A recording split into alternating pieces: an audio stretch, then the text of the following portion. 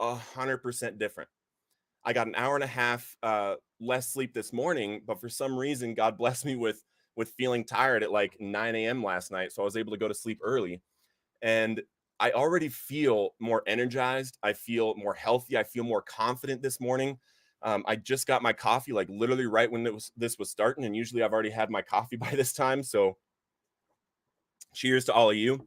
And I think what this is saying, and what I'm trying to share with you guys, is whatever that thing is that you have, fallen off of recently. Is there a goal that you set out to do? Is there something that you wanted to do in your recovery, that you wanted to do in your life? Did you want to find your first sponsee? And then you just kind of stopped looking. Did you want to start working on your certification to become a recovery coach, or did you want to start working on your certification to become a peer addictions counselor? And then we just kind of fell off of it.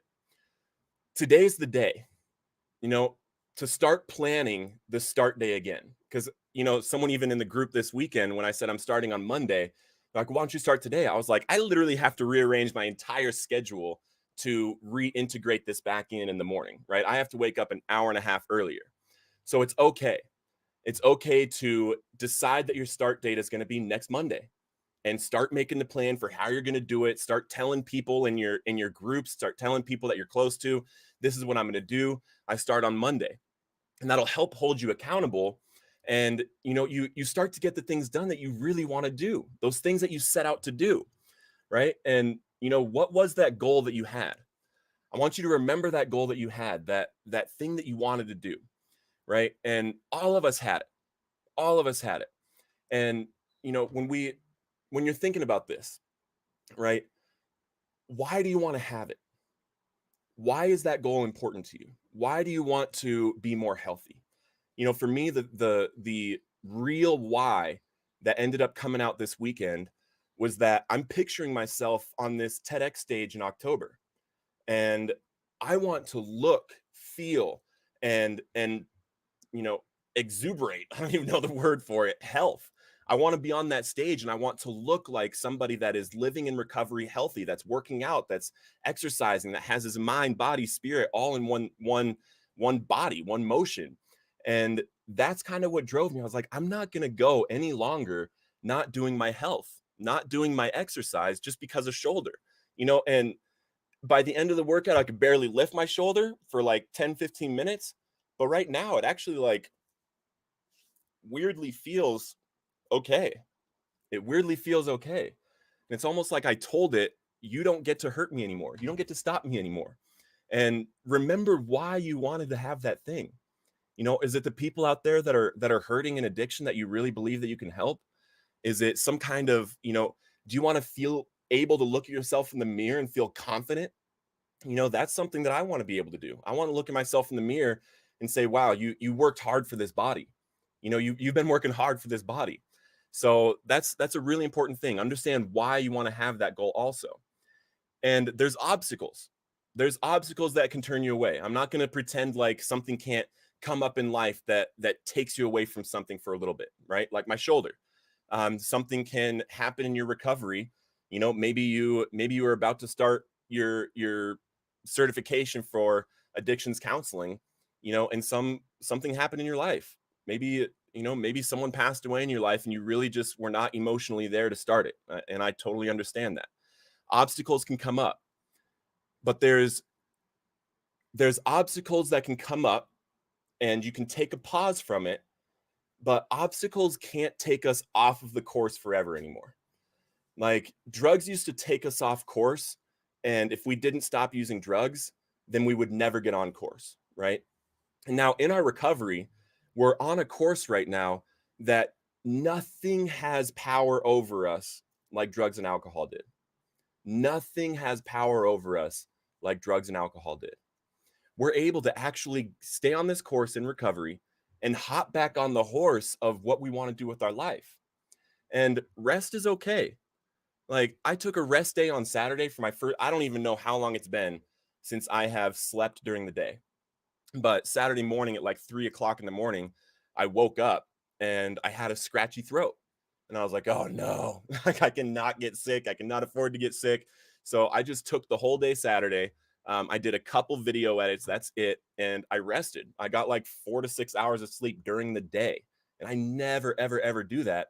And it set me up to be able to do what I did this morning. It set me up. I feel better. I feel healthy. I feel ready. And I was able to even work some on Sunday, and rest is okay. It's okay if an obstacle comes up, and instead of like, oh, I have to charge through this and I have to beat this thing right now. And that can damage your health. It can damage your health. It's okay to take a rest day, take a rest couple days. I remember when I was about 6 months in recovery, one of my best friends since middle school passed away suddenly. And it wasn't even of an overdose or anything. He passed away from complications of a disease that happened when we were like 17, 18 years old. And at 6 months, I just laid in bed.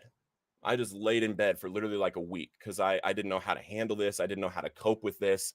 I did end up being able to speak at his funeral, and it was an incredible experience to be able to show up for him in a different way than I had ever shown up for anybody in my life to that point. I had never been able to show up at a funeral sober. I had never been able to speak at someone's funeral, and that rest week helped me. So rest is okay. Rest is okay when something comes up. But we can't just let this obstacle completely take us out of the game. So after rest, we got to reset our goal. We got to reset what that goal was, why it is that we want that goal. My goal, I want to be 11%, 12% body fat max when I'm on that TEDx stage. And right now I'm probably at like 14.5%, 15% maybe. And getting down to 11 or 12%, that means that I'm going to be walking different. I'm going to be feeling different. I'm going to look different. I'm going to glow different. And I want to be standing up there and have no distractions from the message I'm trying to give on that stage. That's why I'm dedicated to working out 5 days a week minimum. And what that means for me is lifting weights and then doing some kind of aerobic exercise. Today it was doing high interval training where I was on the treadmill and I sprint for a minute and then rest for 40 seconds, sprint for a minute, rest for 40 seconds, walking. Walking is rest, and doing that for 20 minutes. And what that does is it helps, keep my heart going, but it also helps the blood flow and into the brain and everything for mental health. So it'll help my sleep, it'll help my body, it'll help my look, it'll help my walk, it'll help everything by me doing this exercise. So it's really important for me to be able to stand up on that stage in October and look the way that I want to look, walk the way that I want to walk, and sound the way that I want to sound, so that nothing is distracting from the message that I'm portraying. So what is that goal?